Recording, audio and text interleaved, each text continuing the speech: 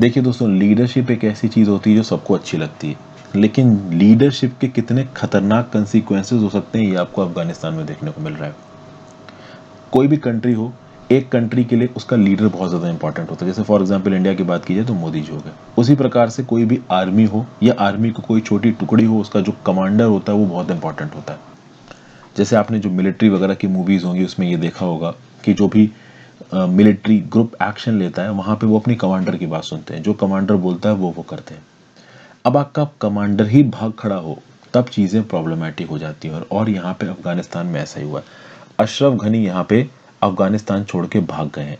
ये सुनने में आया है कि तजिकिस्तान गए और तजिकिस्तान से ये डिसाइड करेंगे कि ये कौन सी दूसरी कंट्री जाना चाहेंगे।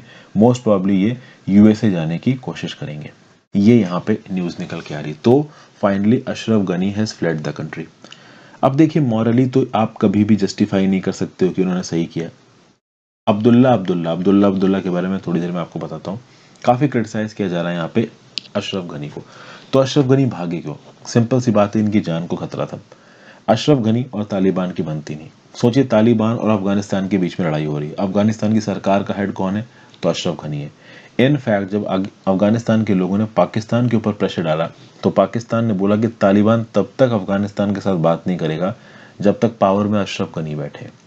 अब अशरफ गनी अगर तालिबान के हाथ में पड़ जाते तो इनकी जान को खतरा था। देखिए, ये बात बिल्कुल सही है, लिटरली इनकी जान को बहुत खतरा था। तो इनके पास अब अगर रुकने की कोई वजह थी तो वो थी एक moral authority, a sense of moral responsibility towards your people, और ये सुसाइड से कम नहीं था। इसलिए यहाँ पे मोस्ट प्रॉब्ली ये भाग गए, ठीक है, अपनी जान बचा के। लेकिन बात यह है कि आप जिन लोगों को लीड कर रहे थे, आप जिस आर्मी को लीड कर रहे थे, आप उसको छोड़ के भागे हो। भागते वक्त इन्होंने कुछ स्ट्रिक्ट हिदायत दी है। इन्होंने अपनी अफगान फोर्सेस को हिदायत दी है कि आप लोगों को सिक्योरिटी प्रोवाइड करो। इन्होंने तालिबान से बोला है कि भाई बातचीत करो। लेकिन ये सब बातें आप कंट्री छोड़ के नहीं कह सकते। आप तो खैर ये प्रेसिडेंट भी नहीं है, अपनी पोस्ट पर से रिजाइन कर चुके हैं। लेकिन इंटरेस्टिंगली यहाँ पे एक दूसरे लीडर उभर के सामने आ रहे हैं जिनका नाम है हमीद करजाई। हमीद करजाई फॉर्मर प्रेसिडेंट रह चुके हैं अफगानिस्तान के, और रिसेंटली हमीद करजाई ने अपनी 3 डॉटर्स के साथ, आप यहाँ पे देख सकते हैं, हमीद करजाई अपनी 3 डॉटर्स के साथ काबुल में खड़े नजर आ रहे हैं। इन्होंने एक अपील जारी की है अफगानिस्तान की डिफेंस फोर्सेस को भी और मेनली तालिबान को।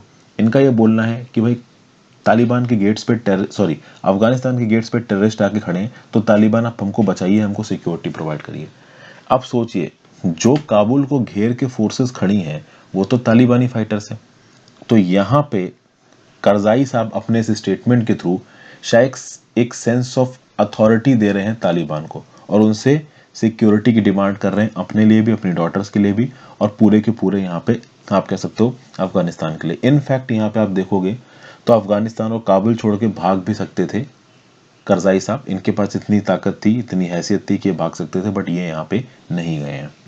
करजाई साहब ने बोला, मैं किसी भी हाल में अपने लोगों को छोड़ के नहीं भागूंगा। हालांकि ये अभी करंट प्रेसिडेंट है भी नहीं, फॉर्मर प्रेसिडेंट थे।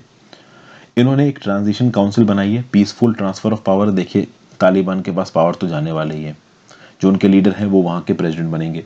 बट करजाई साहब की कोशिश यहाँ पे ये है कि एक पीसफुल रेजोल्यूशन उस पूरे के पूरे इशू का, एक ट्रांजिशन काउंसिल बनाई है करजाई साहब ने, जिसके हेड है अब्दुल्ला और गुलबुद्दीन हिकमतायर। इस समय पे सब लोग अशरफ गनी को क्रिटिसाइज कर रहे हैं।